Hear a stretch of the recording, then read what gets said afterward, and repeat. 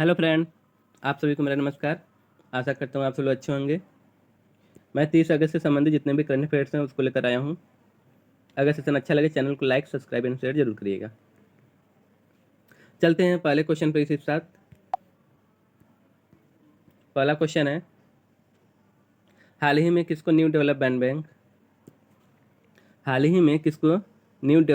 Bank NDB का उपाध्यक्ष और मुख्य जोखिम अधिकारी नियुक्त किया गया है? तो ऑप्शन है K V Kamath, Urjit Patel, Raghuram Rajan, Rajiv Ranjan. Option है के बी कामत, उर्जित पटेल, रघुराम राजन, राजीव रंजन। तो इसका राइट आंसर हो जाएगा option number D, Rajiv Ranjan को एनडीबी का उपाध्यक्ष और मुख्य जोखिम अधिकारी नियुक्त किया गया है। अब बात कर लेते हैं एनडीबी के बारे में, न्यू डेवलपमेंट बैंक। तो न्यू डेवलपमेंट को ब्रिक्स जो संगठन है,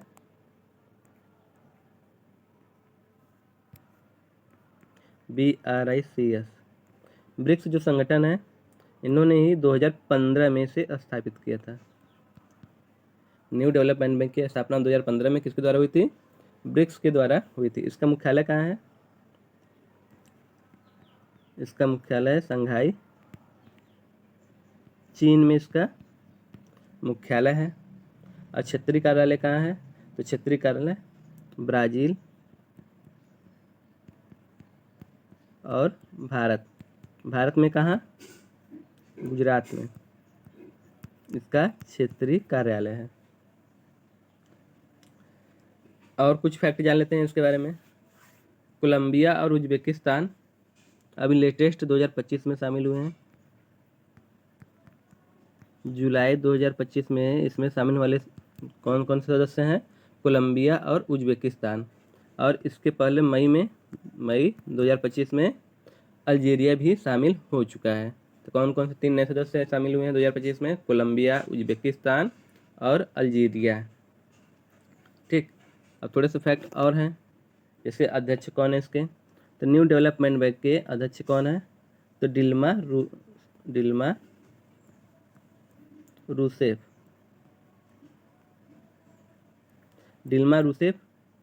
न्यू डेवलपमेंट बैंक के अध्यक्ष हैं। इसका उद्देश्य क्या है? न्यू डेवलपमेंट बैंक का उद्देश्य क्या है? इसका उद्देश्य है उभरते और विकासशील देशों को विकास परियोजनाएं के लिए वित्तीय संसाधन जुटाना। न्यू डेवलपमेंट बैंक का उद्देश्य क्या है? जितने भी विकासशील देश हैं उनके लिए वित्तीय संसाधन को जुटाना इसका मेन उद्देश्य है। फिर से जान लेते हैं। न्यू डेवलपमेंट बैंक की स्थापना ब्रिक्स के द्वारा 2015 में हुई और इसका मुख्यालय चीन में है। इसके अध्यक्ष कौन है? डिल्मी रूसेफ। और आधिकारिक जो आपका कार्यालय है वो ब्राज़ील और भारत के गुजरात में स्थित है।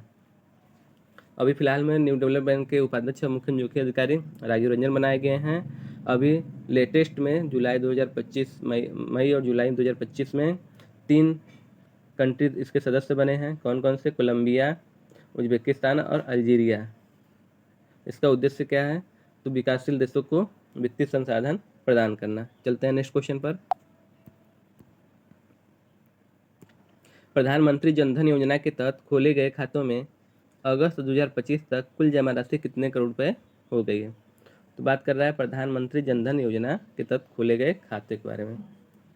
तो ऑप्शन है 1.05 लाख करोड़, 2.67 लाख करोड़, 3 लाख करोड़, 3.27 लाख करोड़। तो इसका राइट आंसर हो जाएगा option number B, 2.67 lakh crore जमा राशि हो गई है।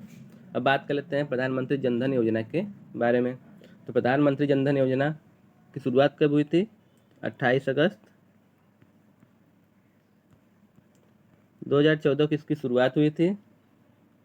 अब तक कितने खाते खोले जा चुके हैं 2025 तक?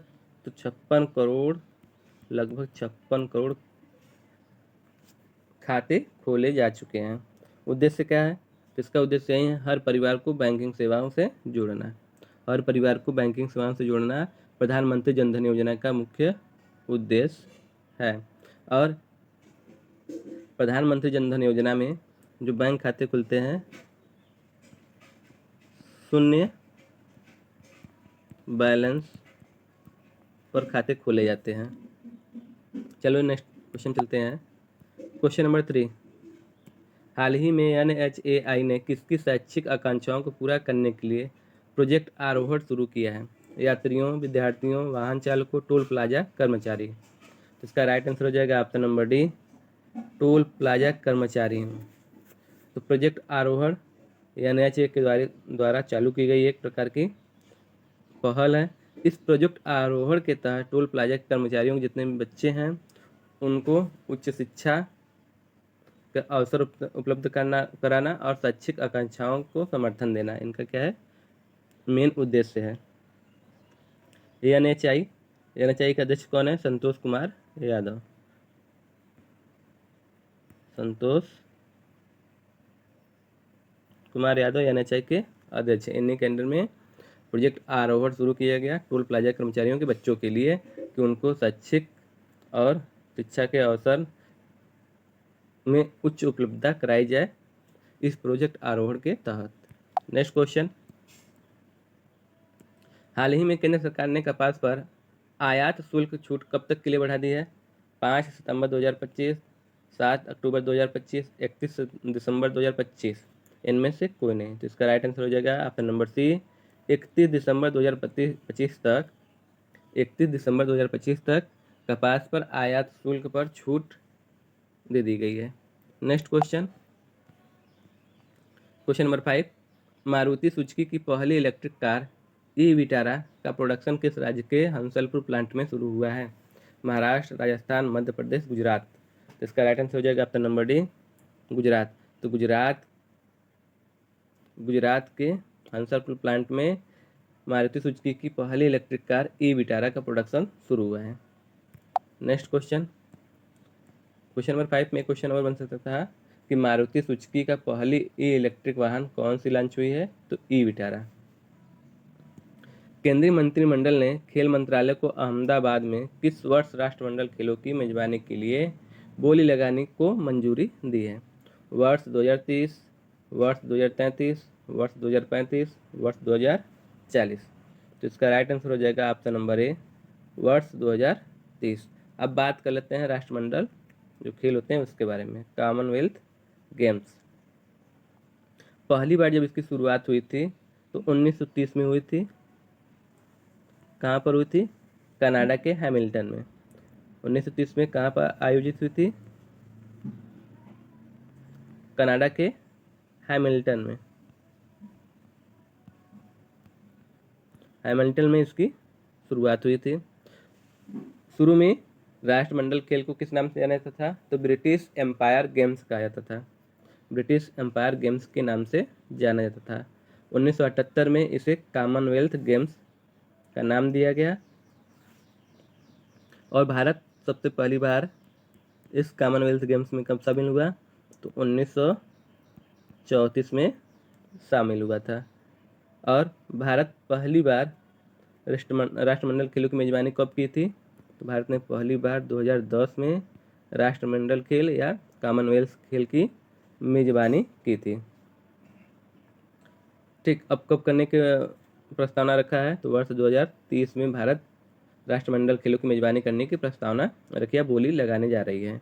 ठीक, अब 2026 में जो होगा कॉमनवेल्थ गेम वो कहाँ पर होगा? तो ग्लासगो स्कॉटलैंड में होगा। अब शुरुआत कब होगी इसकी? 23 जुलाई से लेकर 6 अगस्त तक इसकी शुरुआत 23 अगस्त से होगी और 6 अगस्त तक चलेगा। कहाँ पर? स्कॉटलैंड के ग्लासगो में। चलते हैं नेक्स्ट क्वेश्चन पर। Question number 7, India post payment bank ने वित्त वर्ष 2025-26 में कुल कितने करोड़ शुद्ध लाभ दर्ज किया है?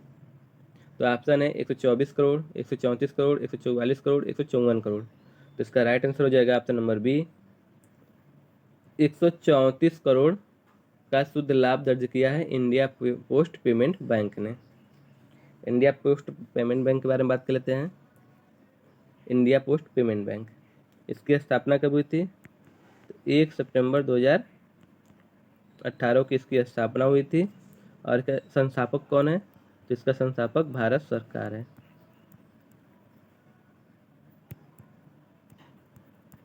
संस्थापक भारत सरकार है। हेडक्वार्टर कहाँ है इसका? हेडक्वार्टर कहाँ है? तो न्यू दिल्ली, नई दिल्ली में इसका हेडक्वार्टर है। उद्देश्य क्या है? ग्रामीण और शहरी क्षेत्रों में वित्तीय समावेश को बढ़ावा देना। तो इंडिया पोस्ट पेमेंट बैंक का उद्देश्य क्या है? ग्रामीण और शहरी क्षेत्रों में वित्तीय समावेशन को बढ़ावा देना इसका मेन उद्देश्य है। Next question, question number 8। हाल ही में पूर्व महानिदेशक अनिश दयाल सिंह को उपराष्ट्रीय सुरक्षा सलाहकार नियुक्त किया गया है। तो किसके पूर्व महानिदेशक अनिश दयाल थे जिनको उपराष्ट्रीय सुरक्षा सलाहकार नियुक्त किया गया है? तो इसके राइट आंसर हो जाएगा option number A, CRPF. CRPF के पूर्व महानिदेशक अनिश दयाल सिंह को उपराष्ट्रीय सुरक्षा सलाहकार नियुक्त किया गया है। Next question, question number 9। Cabinet ने PM street vendor Atmanirbhar Nidhi, जिसको पीएम स्वनिधि का शॉर्ट फॉर्म है, इसका फुल फॉर्म क्या है? Cabinet PM street vendor Atmanirbhar Nidhi, PM योजना स्वनिधि योजना का फुल फॉर्म है। इस योजना के पुनर्गठन और ऋण अवधि को कब तक आगे बढ़ाने की मंजूरी दी गई है? तो ऑप्शन है 31 मार्च 2027 तक, 31 मार्च 2028, 31 मार्च 2029 तक, 31 मार्च 2030 तक। तो इसका राइट आंसर क्या हो जाएगा? तो इसका राइट आंसर हो जाएगा ऑप्शन नंबर डी, 31 मार्च 2030 तक इस योजना के पुनर्गठन और ऋण अवधि को आगे बढ़ाने की मंजूरी दी गई है। बात कर लेते हैं पीएम स्वनिधि योजना के बारे में। तो इस योजना की शुरुआत कब हुई थी? 1 जनवरी 2020 में इसकी शुरुआत हुई थी। किस मंत्रालय के तहत हुई थी इसकी शुरुआत? तो आवासन एवं शहरी कार्य मंत्रालय के तहत पीएम स्वनिधि योजना की शुरुआत की गई थी। इसका उद्देश्य क्या है? नागरिकों को आत्मनिर्भर बनाना और उनकी आजीविका को सुरक्षित करना इसका मेन उद्देश्य है। नेक्स्ट क्वेश्चन चलते हैं, क्वेश्चन नंबर 10। हाल ही में सरकार ने प्रत्येक वर्ष किस तारीख को आयुर्वेद दिवस के रूप में मनाए जाने की घोषणा की है? तो ऑप्शन है 3 सितंबर, 13 सितंबर, 20 सितंबर, 23 सितंबर। इसका राइट आंसर हो जाएगा ऑप्शन नंबर डी, 23 सितंबर। 23 सितंबर को आयुर्वेद दिवस के रूप में मनाया जाएगा। 23 सितंबर को आयुर्वेद दिवस के रूप में मनाया जाएगा। 3 सितंबर को क्या मनाया जाएगा? 3 सितंबर को मर्चेंट नेवी डे और आदिवासी साक्षरता दिवस मनाया जाता है। 13 सितंबर को कौन सा डे है? तो इंटरनेशनल चॉकलेट डे है। 20 सितंबर को वर्ल्ड पीस डे, विश्व शांति दिवस, ये किस दिन मनाया जाता है? तो 20 सितंबर को मनाया जाता है। ठीक, next question, question number 11। Bharat ने फरवरी 2025 तक कितने लाख इलेक्ट्रिक वाहन पंजीकृत किए हैं? 26.75 लाख, 36.75 लाख, 46.75 लाख, 56.75 लाख। तो इसका राइट आंसर हो जाएगा option number D, 56.75 lakh electric वाहन को पंजीकृत किया गया है फरवरी 2025 तक।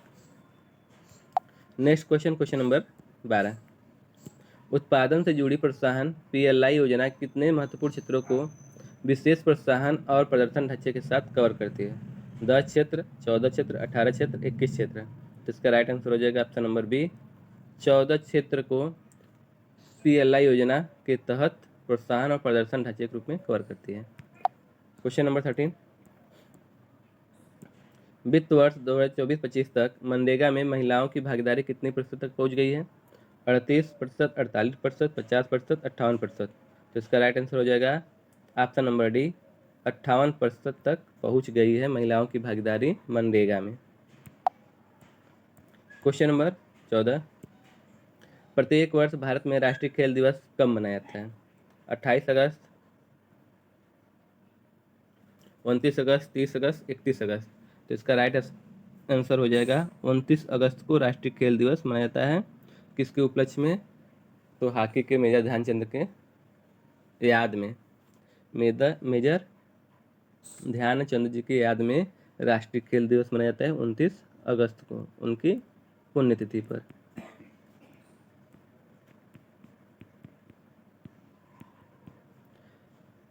तीस अगस्त को क्या मनाया जाता है?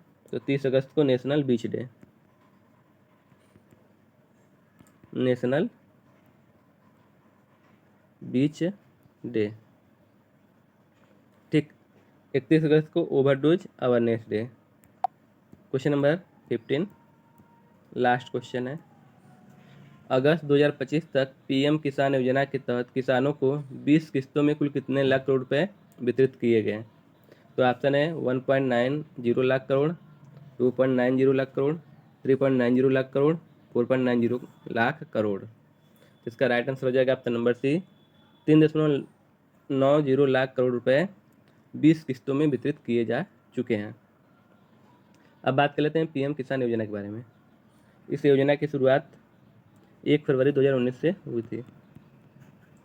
1 फरवरी 2019 से इसकी शुरुआत प्रधानमंत्री नरेंद्र मोदी जी के द्वारा की गई।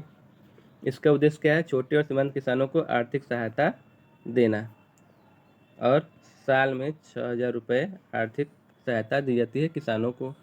ठीक, इसको 2 साल में 2 किस्तों के रूप में, 3 किस्तों के रूप में दिया जाता है, 2-2 हज़ार की राशि के रूप में दिया जाता है। लास्ट क्वेश्चन था। अगर सेशन अच्छा लगा हो चैनल को लाइक, सब्सक्राइब एंड शेयर जरूर करिएगा। Thank you.